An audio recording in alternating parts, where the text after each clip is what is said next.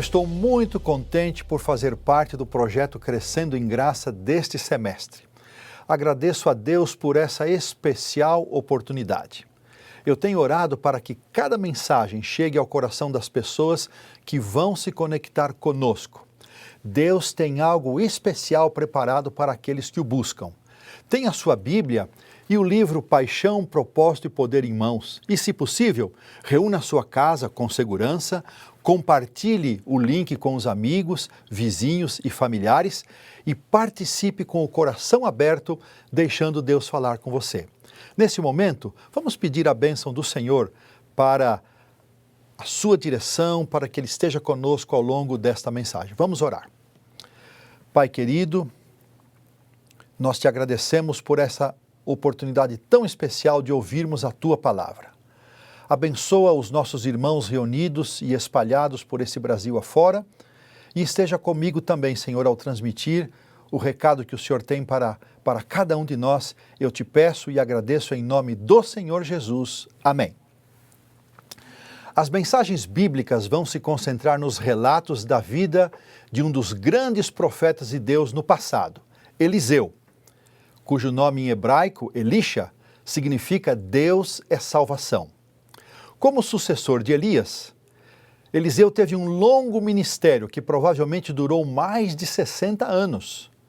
Ele iniciou nos dias do rei Acabe, seguiu pelos reinados de Acasias, Jorão, Jeú, Jeoacás e morreu nos dias de Jeoás, todos estes reis do reino do norte de Israel.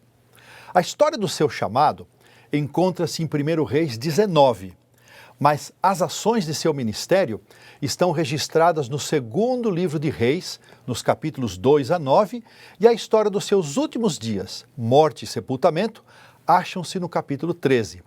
São encontradas 18 narrativas desse homem de Deus e 14 milagres são descritos. Eliseu teve também uma destacada atuação na liderança da escola dos profetas. É considerado por muitos comentaristas um tipo de Cristo, alguém que representou o ministério de Jesus. Na mensagem de hoje, vamos considerar alguns aspectos do chamado de Eliseu e ver que lições podemos tirar dessa experiência e lembrar também a vida de uma jovem pioneira relatada em Paixão, Propósito e Poder. Chamo a atenção para o fato de que foi o próprio Senhor que ordenou a Elias que ungisse Eliseu, filho de Safate, de Abel-Meolá, como profeta em seu lugar, conforme lemos em 1 Reis 19, 15 e 16. A cerimônia de unção não era comum para profetas, mas sim para sacerdotes e alguns reis. É possível que isso tenha representado apenas a ordem para chamar Eliseu, uma vez que não há registro de que ele tenha sido de fato ungido. Eu gosto de pensar, queridos irmãos e amigos, que o Deus do macro é o Deus do micro, o Deus do grande, o Deus do pequeno. O Deus da igreja é o Deus do indivíduo. Gosto de pensar que um Deus todo-poderoso, onisciente, onipresente, onipotente, ainda é um Deus pessoal, que me conhece pelo nome, sabe a cidade e a casa onde moro, minha ocupação, quem é minha família e, mais do que isso, conhece o meu coração, minhas alegrias e lutas. Esse Deus maravilhoso encontrou a cada um de nós de maneira singular e especial. Que consolo saber que o Deus criador do universo e que mantém os mundos no espaço é também meu Pai misericordioso, bondoso, abençoador, que me conhece, se interessa por mim e me chamou para a sua luz maravilhosa. Glórias ao Senhor por isso, meus irmãos. Vamos à leitura do texto bíblico de 1 Reis, capítulo 19, versos 19 a 21. Diz assim a palavra de Deus: Partiu, pois, Elias dali e achou a Eliseu, filho de Safate, que andava lavrando com 12 juntas de bois adiante dele. Ele estava com a 12ª. Elias passou por ele e lançou o seu manto sobre ele. Então deixou este os bois, correu após Elias e disse: Deixa-me beijar a meu pai e a minha mãe, e então te seguirei. Elias respondeu-lhe: Vai e volta, pois já sabes o que fiz contigo. Voltou Eliseu de seguir a Elias, tomou a junta de bois e os imolou, e com os aparelhos dos bois cozeu as carnes e as deu ao povo, e comeram. Então se dispôs e seguiu a Elias e o servia. Comunhão com Deus se destaca no tema que estamos tratando. A forma como Elias chamou Eliseu é singular e diferente, como todos os chamados registrados na Bíblia. Deus tem um jeito único de chegar a cada coração. A minha história é diferente da sua, e a sua é diferente da história do seu irmão.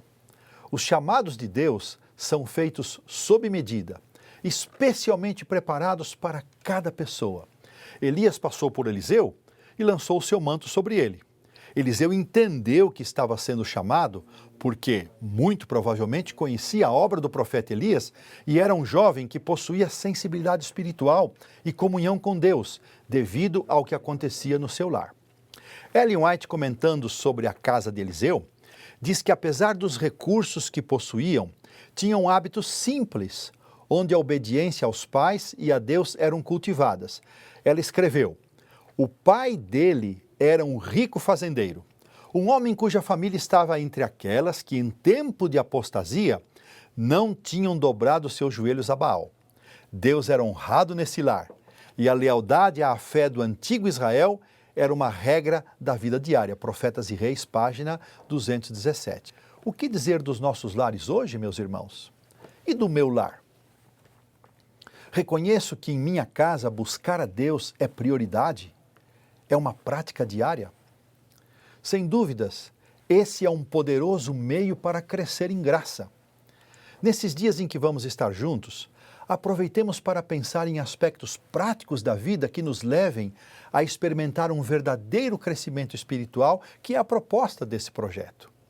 Que conselho precioso para a família, separar tempo cada dia, fazendo do relacionamento com Deus uma prioridade. Isso parece ser fácil, mas dedicar tempo de qualidade como regra diária para estar em comunhão com Deus é muito desafiador. Sabem por quê? Primeiramente porque nossa natureza é pecaminosa e não tem prazer natural nas coisas espirituais. Depois, Satanás, aproveitando-se disso, criou uma das mais bem elaboradas tentações, que é levar-nos a não ter tempo para assentar-nos aos pés de Cristo, seja em família ou individualmente.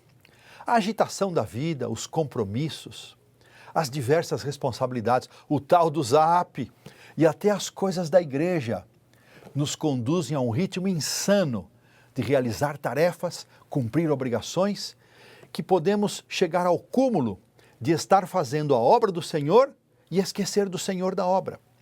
Muito triste quando isso acontece. Como é que você, meu irmão, minha irmã, se vê nessa questão? Como as coisas estão acontecendo aí na sua casa? Você consegue separar um tempo cada dia com a sua família ou individualmente para a comunhão com Deus? Essa é a primeira decisão que eu convido você a tomar para um verdadeiro crescimento em graça. Fazer da comunhão pessoal e familiar com Deus uma regra diária. Eu não posso ouvir sua resposta, mas por favor, responda aí onde você estiver: eu aceito, eu quero, pela graça de Deus, separar um tempo cada dia para estar em comunhão com Deus. Amém e amém. Falando ainda sobre nossos lares, o que mais podemos fazer além de praticar comunhão com Deus como regra diária? Bom, vamos considerar duas importantes atitudes ainda da família de Eliseu que servirão de exemplo para nós, e elas são a simplicidade e a obediência aos pais e a Deus mencionadas por Ellen White. Quando eu estava no 4º ano da Faculdade de Teologia, em 1980, já faz um bom tempo, lá no antigo IAE, hoje o NASP São Paulo, houve uma semana de oração no mês de setembro, apenas para os teologandos. Na sexta-feira de manhã, depois do encerramento geral, nossa classe convidou o pastor Geraldo Marski, que, coincidentemente, foi o pastor que me batizou e por quem sempre tive um grande carinho. Ele era um obreiro jubilado e ele foi o pregador naqueles dias, para um encontro só com os alunos formandos depois que tudo tivesse terminado. Esses alunos, dali a alguns meses, entrariam para o pastorado. E entre as muitas perguntas que ele respondeu com carinho desses alunos formandos, um colega perguntou: Pastor Geraldo, qual era, na opinião dele, o segredo do êxito do ministério? Irmãos, amigos, passaram-se quase 40 anos desde aquela manhã. E eu ainda ouço o pastor Geraldo respondendo: na tua simplicidade terás teu êxito. Que conselho precioso. Essas palavras têm me acompanhado ao longo da vida e tiveram grande influência em minha caminhada. Mas o que é simplicidade? Penso que Paulo pode nos ajudar.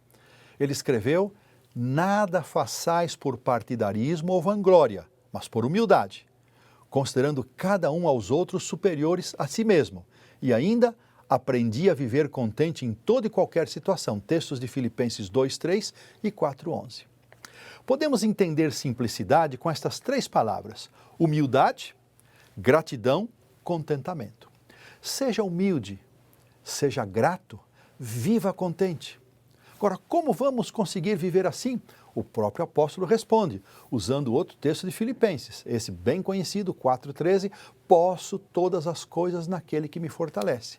Com Cristo no coração, nós podemos ser humildes, agradecidos por tudo e viver contentes com simplicidade.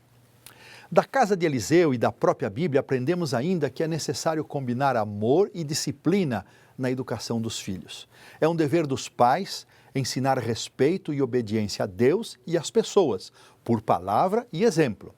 Obedecer a Deus e aos pais, respeitar as autoridades e as pessoas mais velhas é fundamental para a própria segurança do lar, dos filhos, da igreja e da sociedade. Que tremendo desafio em um tempo em que poucos ainda sabem o que é respeito.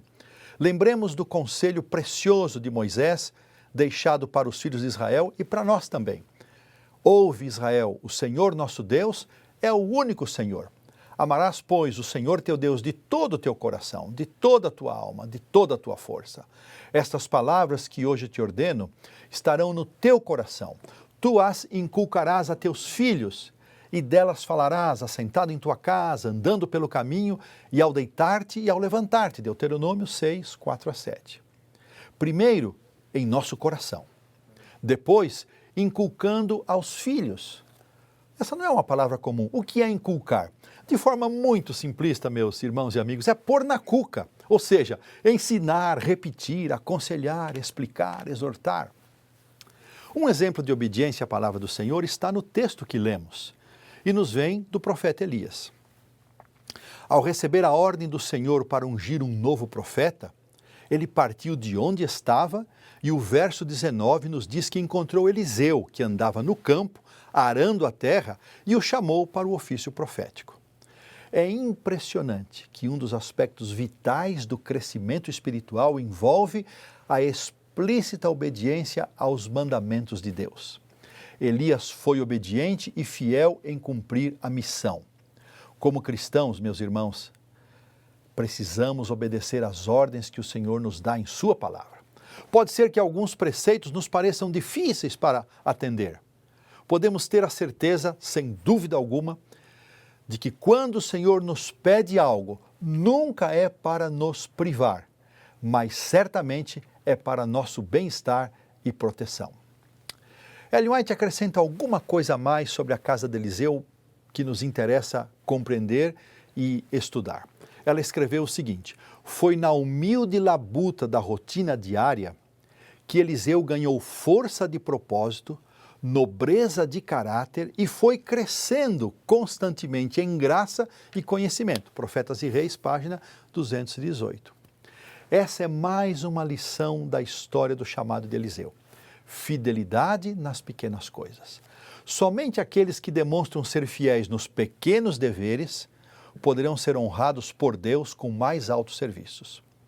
Aqueles que tratam as pequenas tarefas com desprezo não serão capazes de desempenhar bem as responsabilidades maiores. Até podem se achar competentes, mas Deus olha mais fundo que a superfície. Há muitas pessoas que até gostariam de ajudar e participar nas atividades da igreja. Se pudessem, fariam grandes coisas para Deus, mas recusam envolver-se nas pequenas tarefas, achando que é perda de tempo.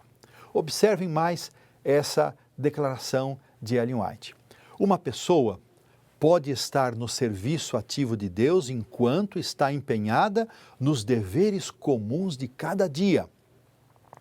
Assumam essas pessoas as atividades que estão em seu caminho. Não é a posse de esplêndidos talentos que nos capacita a prestar serviço aceitável, mas a conscienciosa realização dos deveres diários, o espírito contente, o interesse sincero sem afetação no bem-estar alheio, na mais humilde posição, pode ser encontrada verdadeira excelência. Profetas e Reis, página 219. Que preciosa lição! Essa declaração serve de estímulo para sermos uma bênção no lugar onde estamos. Aí, onde você está, na sua cidade, no seu trabalho, na sua escola. Nem todos podem ser obreiros assalariados pela igreja, usar o púlpito, atuar numa equipe de louvor. Porém, aos olhos de Deus, o conceito de sucesso é diferente do que aquilo que nós vemos. Não importa tanto o trabalho e a função que a pessoa ocupa, mas o espírito com que ela realiza as mais simples tarefas, dentro e fora do ambiente da igreja. Fazendo o melhor onde estamos, cumpriremos a obra de Deus e certamente a obra que Ele designou para nós e ainda assim poderemos participar das atividades da igreja. Não é tremendo isso? Ensinando os mais jovens, aprendemos de Eliseu, porque ele dedicou parte da sua atividade a preparar discípulos e a ensinar os mais jovens. Isso nos lembra também o chamado que Jesus fez para aqueles homens deixarem suas ocupações e seguir um mestre sem posses, que não tinha onde reclinar a cabeça. Lucas 9, 57 e 58. Igualmente, Elias não possuía bens neste mundo e não poderia oferecer a Eliseu nenhuma segurança material. Eliseu foi chamado do meio de uma família rica, nós já vimos isso, para o ministério profético, e sua resposta foi positiva e imediata. O único pedido que Eliseu fez a Elias foi pedir permissão para se despedir do pai e da mãe. Respeito e carinho com os pais é um gesto que precisa ser cultivado por todos os filhos em todas as fases da vida. Honrar pai e mãe é o primeiro mandamento com promessa. A festa de despedida oferecida por Eliseu confirma a alegria da família por ter um filho a serviço do Senhor. O fato de Elias chamar Eliseu e a posição que este assumiu à frente da escola dos profetas nos faz pensar nas atitudes que temos em relação aos mais novos em nossa igreja. Temos buscado e incentivado os nossos meninos e meninas e jovens para servir ao Senhor? Estamos prestando atenção e dando espaço para as novas gerações? Ou só lembramos deles quando pais e mães desesperados pedem oração pelos filhos que estão fracos na fé ou que se afastaram dos caminhos do Senhor? Temos dado oportunidade para os jovens serem treinados em funções de liderança? Eu sei que eu estou tocando aqui num assunto complicado e para muitos uma ferida aberta. E ele tem muitos desdobramentos. Mas nós precisamos encarar os fatos de frente e buscar uma maneira sábia, equilibrada, para lidar com os conflitos entre as gerações. O Senhor precisa agir em nosso coração, irmãos, para que possamos encontrar uma forma de conservar nossos filhos na igreja. Lamentavelmente, mais de 60% dos que deixam a igreja têm até 35 anos de idade e menos de 10 anos de batismo. Olha o que Ellen White falou a respeito dessa responsabilidade de cuidar dos mais jovens. O ministério compreende muito mais que pregar a palavra. Significa educar jovens como Elias educou Eliseu, tirando-os de seus deveres comuns e dando-lhes responsabilidades para levarem a obra de Deus. Pequenos encargos a princípio e maiores na medida em que ganharem força e experiência. Os que assumem este treinamento de jovens obreiros estão fazendo um nobre serviço. O Senhor mesmo cooperará com seus esforços. Que tremendo desafio!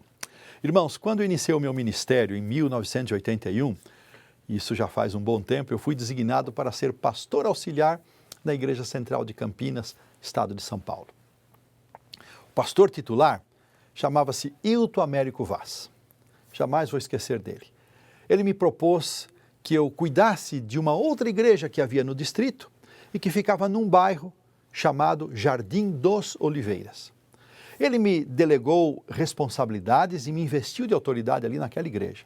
Me ordenou como ancião, me apresentou para a igreja e, ao se despedir, me disse: me chame sempre que tiver alguma dificuldade ou para fazer batismos. Ele sempre esteve à disposição para me orientar e me aconselhar. Eu tinha apenas 22 anos, era solteiro, praticamente sem nenhuma experiência com as coisas da igreja. Mas eu louvo e agradeço muito a Deus por ter posto um Hilton na minha vida. Fiquei apenas 1 ano naquela igreja, mas viver essa experiência foi muito significativo para o meu ministério. Que tal você, querido pastor, ancião, prezada diretora do Ministério da Mulher, diáconos e diaconisas, que tal ser um Hilton para algum jovem de sua igreja? Pense nisso com carinho. O texto nos diz que Eliseu sacrificou os bois, queimou os instrumentos, e isso tem um grande sentido para nós. Eliseu estava dizendo que não iria olhar para trás. Estava deixando tudo e entrando com dedicação total para o serviço do Senhor. Eliseu aceitou o chamado para o serviço, não olhando nenhum instante para trás, para os prazeres, confortos e comodidades que estava deixando. O chamado para depor tudo no altar do serviço também vem a cada um de nós. Não nos é pedido, irmãos, que sirvamos exatamente como Eliseu serviu, nem que vendamos tudo o que possuímos, mas Deus nos pede que demos ao seu serviço o primeiro lugar de nossa vida. E não permitamos que se passe um só dia sem que façamos alguma coisa para fazer avançar a sua obra na terra. Ele não espera também que todos dediquem a mesma espécie de serviço. Um pode ser chamado a servir em terras estrangeiras, outro pode ser chamado a dar seus meios e bens para o sustento do Evangelho. Deus aceita a oferta de cada um, mas é a consagração da vida e de todos os seus interesses que Deus deseja, que Deus pede de nós. Os que fazem essa consagração ouvirão e obedecerão ao chamado do céu e comprovarão que estão colocando a sua vida nas mãos do Senhor. Um aspecto mais que o texto ainda nos diz sobre Eliseu é que depois de se despedir da sua família, foi e seguiu a Elias e o servia. Há pelo menos 2 aspectos do servir que podemos enfatizar. Um ponto nós já mencionamos, que é você fazer o seu melhor onde você está, como Eliseu fazia na casa de seu pai, arando o solo. Esse é um aspecto. O outro é o que se assemelha ao chamado que Eliseu aceitou, deixando o conforto e a segurança da casa do pai para acompanhar e ajudar o profeta Elias. Será que eu estou pregando para alguém que há tempos vem sentindo o chamado divino para servir na causa de Deus de forma integral e exclusiva? Eliseu compreendeu o significado do seu chamado.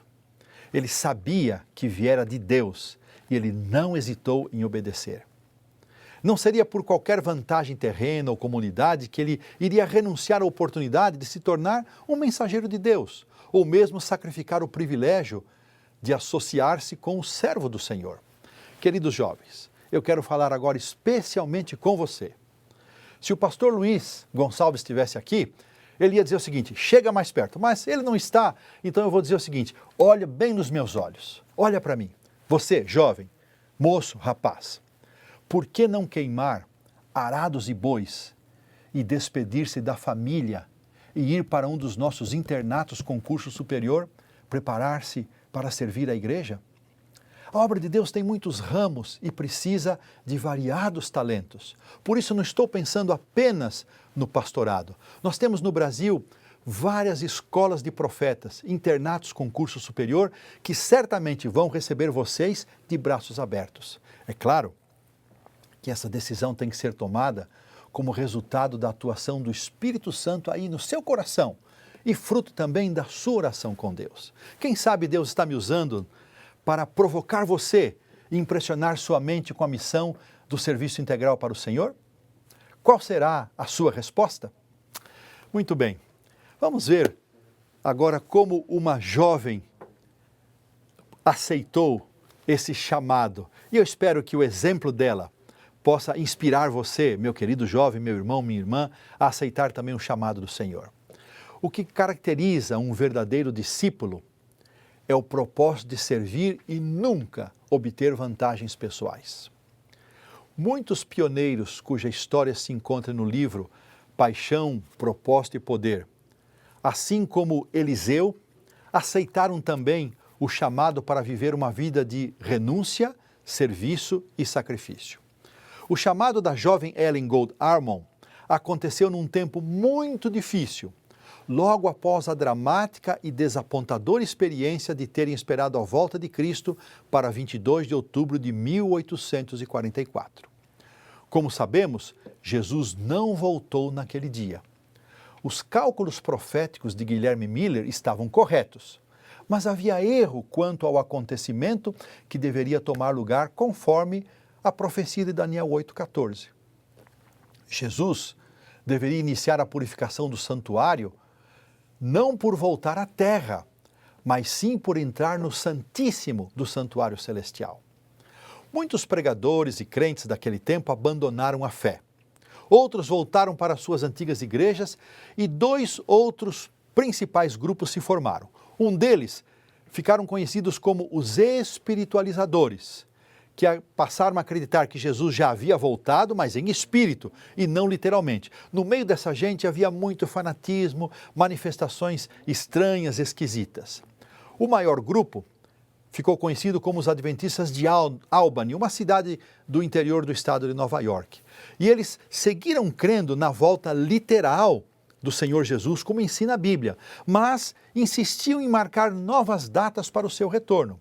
Esse grupo também acabou se subdividindo à medida que passava o tempo e suas novas expectativas e novas datas marcadas eram frustradas. Dentre esses que acreditavam no retorno literal de Cristo, um pequeno grupo se dedicou a buscar dentro da Bíblia as razões para o não aparecimento de Cristo. Conforme iam descobrindo as verdades da palavra de Deus, compartilhavam suas convicções por testemunhos orais e escritos.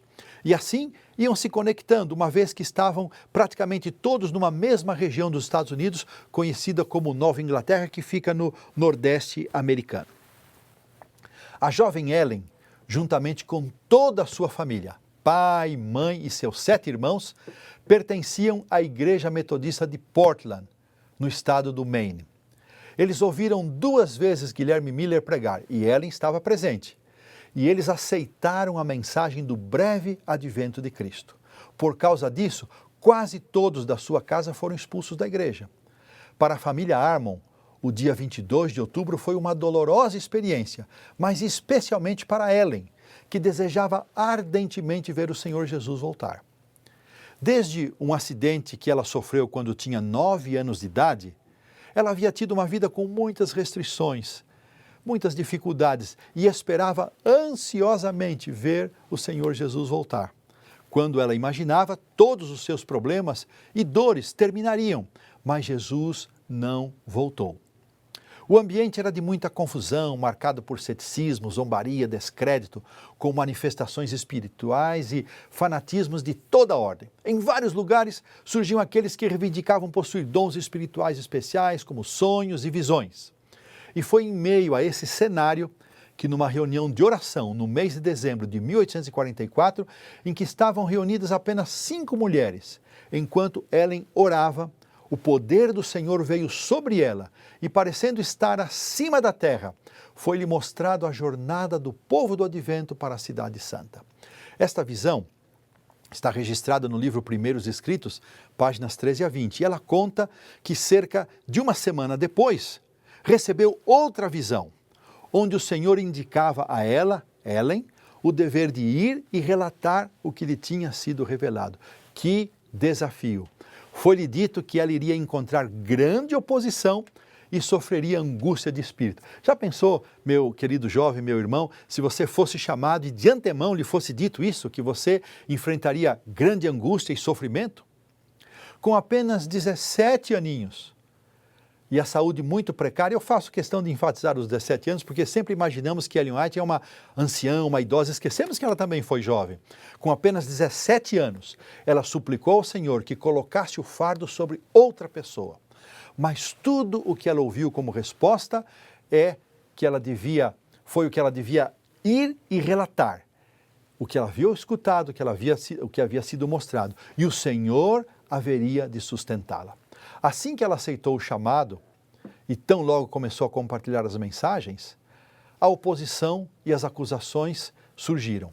As pessoas diziam que as visões dela eram resultados de hipnose e perturbação mental. Que desafio! Sempre que você e eu aceitamos um chamado, será que vamos ter que passar por esse tipo de situações? Nós não sabemos, pode ser que sim, pode ser que não. O jovem pastor Tiago White havia conhecido Ellen em 1843, quando ela estava apenas com 16 anos, e pareceu para ele ser uma menina bem consagrada. Está vendo, jovens? Ser bem consagrado pode chamar a atenção de alguns rapazes. Posteriormente, Tiago soube que ela havia recebido uma visão que confirmava a direção de Deus para o movimento milerita. Pouco depois, ele começou a acompanhar Ellen e uma outra jovem que sempre ia com ela nas viagens. Mas logo, as pessoas começaram a criticar o fato de que um homem acompanhasse as duas moças. Temendo prejudicar a mensagem e crendo ser da vontade de Deus, Tiago, com 25 anos, e Ellen, com 18, casaram-se na cidade de Portland no dia 30 de agosto de 1846. Acontece que eles eram muito pobres, não tinham nada, nem um tostão furado. E ainda os dois com a saúde debilitada. Por muitos anos, eles moraram em casa de familiares e amigos, sobrevivendo com a ajuda de terceiros e com o pouco que Tiago conseguia ganhar fazendo trabalho braçal. Mas o pouco que ganhavam, empregavam tudo na causa do Senhor. Eles não estavam preocupados apenas em ser fiéis na devolução do dízimo ou de ofertas, eles davam tudo para Deus.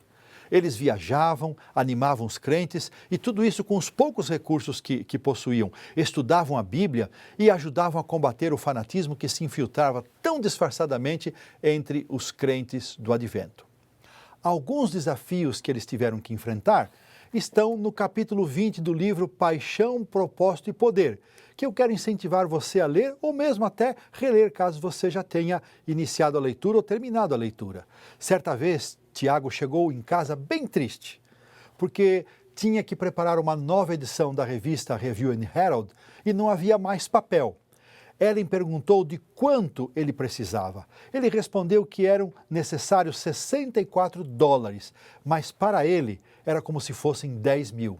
Ela se levantou, foi até o guarda-roupa e, para sua surpresa, tirou uma meia preta com uma enorme quantidade de moedas de 50, 25, 10 e 5 centavos.